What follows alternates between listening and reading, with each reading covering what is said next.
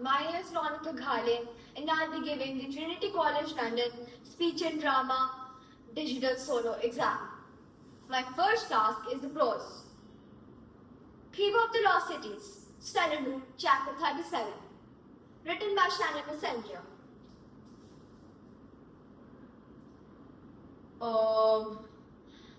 Not that I'm glad to see you, Sophie, Keith said.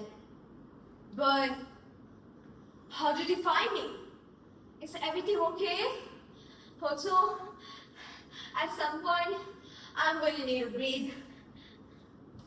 Sorry, Sophie said, realizing how tight she was squeezing.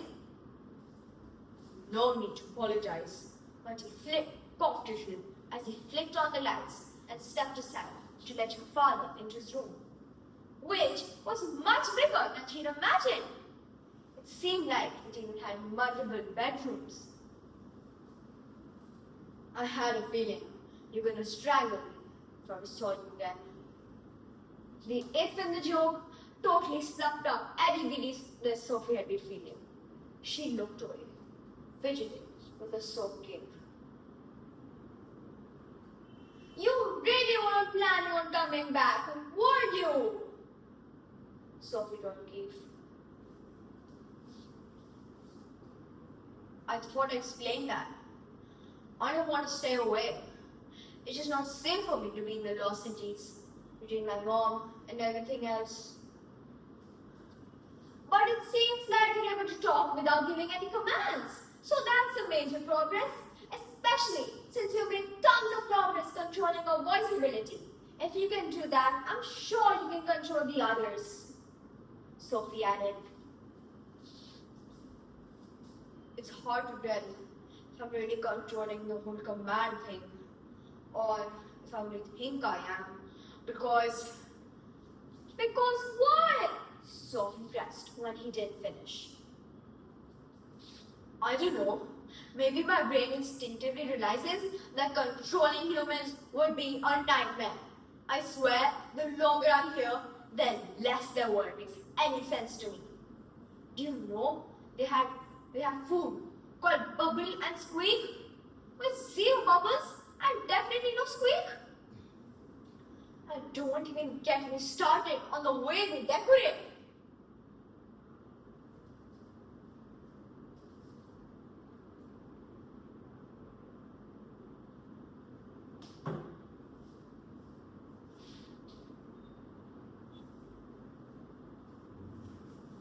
Now I'll be performing my poem, The Wise One, written by Rabindranath Tagore.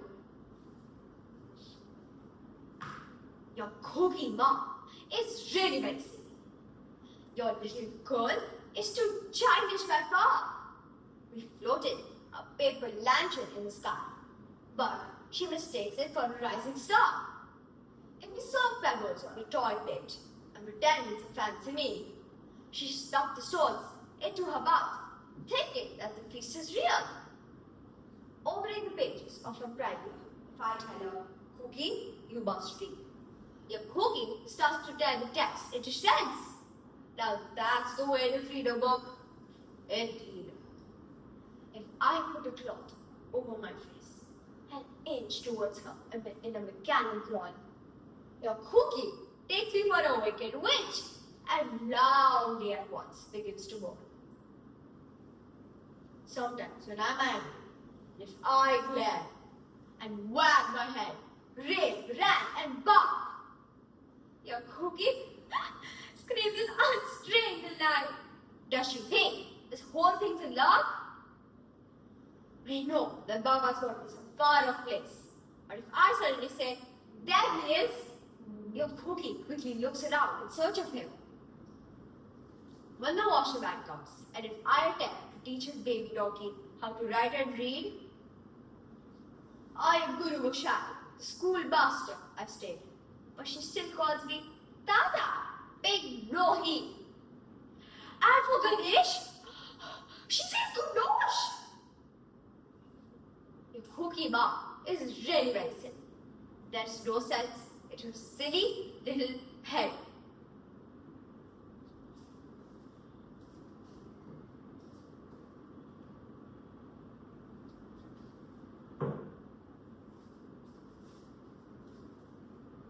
Now I'll be performing my expressive reading task.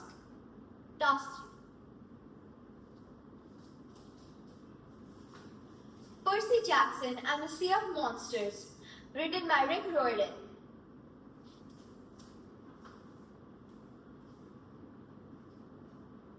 The Witandler saw the Stymphalian birds had simply been minding their own business in the woods and would have not attacked if Annabeth, Tyson, and I hadn't disturbed them with our bad giant dragon. This was so completely unfair. I told Tandis to go chase the donut, which did not help his mood. He sentenced us to kitchen patrol, scrubbing pots and platters all afternoon in the underground kitchen with cleaning harpies. The harpies washed with lava instead of water to get an extra clean sparkle and get 99.9% of all jobs. So Annabeth and I had to wear our staunchest gloves and aprons. Tyson didn't mind. He plunged his bare hands right in and started scrubbing. But Annabeth and I had to suffer through hours of hot, tedious work, especially since there were tons of extra plates. Daphnis had ordered a special luncheon banquet to celebrate Clarice's charity entry. A full-course meal featuring country-fried Stymphalian deathbird. The only good thing about our punishment was that it gave Annabeth and me a common enemy and lots of time to talk. After listening to my dream about Grover again, she looked like she might be starting to believe me. If he's really found it, she murmured. If you could really retrieve it? Hold on, I said. You haven't. Wherever it is, Grover Farm is the only thing in the world that could save the gang. What is it? I'll give you a hint. What do you get when you skin a ram? Messy? She sighed. A fleece. Coat of a ram is called a fleece.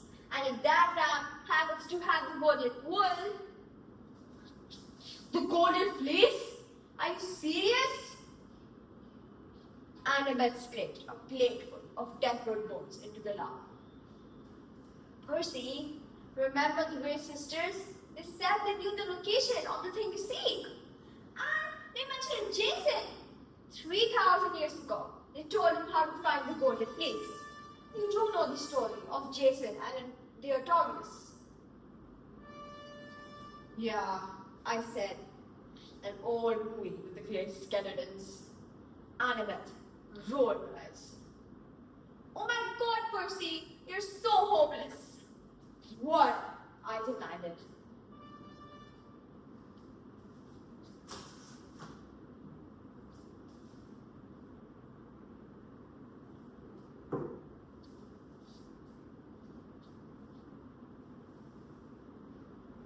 Now I'll be performing my task 4, my reflection questions.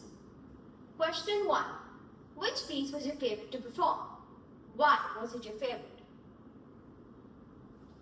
My favorite piece to perform was Keeper of the Lost Cities, Stellar Chapter 37, written by Shannon Messenger. This was one of the best series I've read, and it is so interesting to read.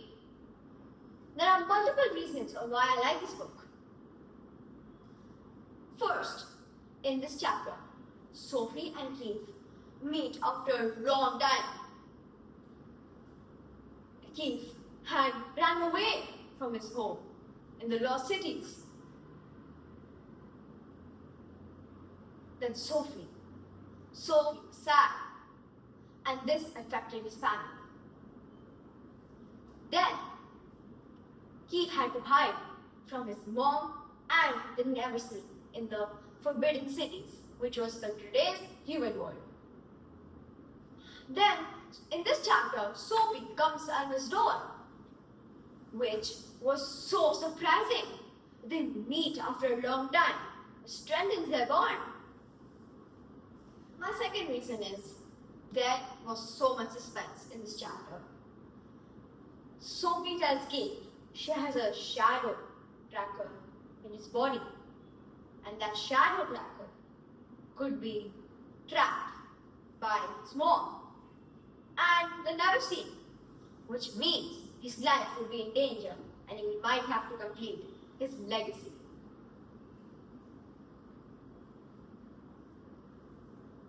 My question 3 is, how did you use pause and emphasis in your performance? For the poem, I used pause and emphasis in The Wise One, written by Rabindranath Tagore. Rabindranath Tagore is a Nobel Prize author.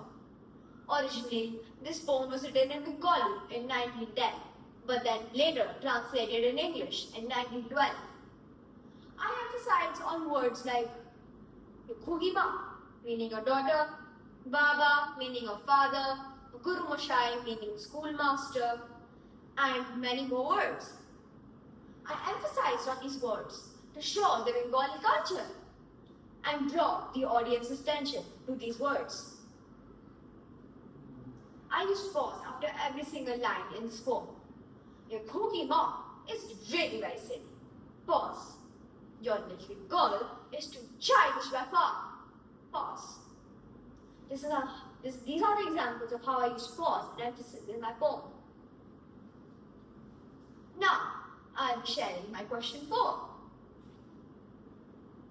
How did you use your voice and body in one of your pieces? I used my voice and body in the expressive reading task. For Annabeth, I wrote a high-pitched voice. For example, you do know the story of Jason and Thomas, right? This was the high-pitched voice for Annabeth. And the low-pitched voice for Percy was Mercy. So this is how I used my voice in the expressive reading task to differentiate which character is which and the audience could understand. I used my body to show who's Annabeth and who's Percy. Annabeth is on this side and Percy on this side. I used my body and my facial expressions to read this excerpt and make the audience understand what's going on and make it entertaining for them. Thank you.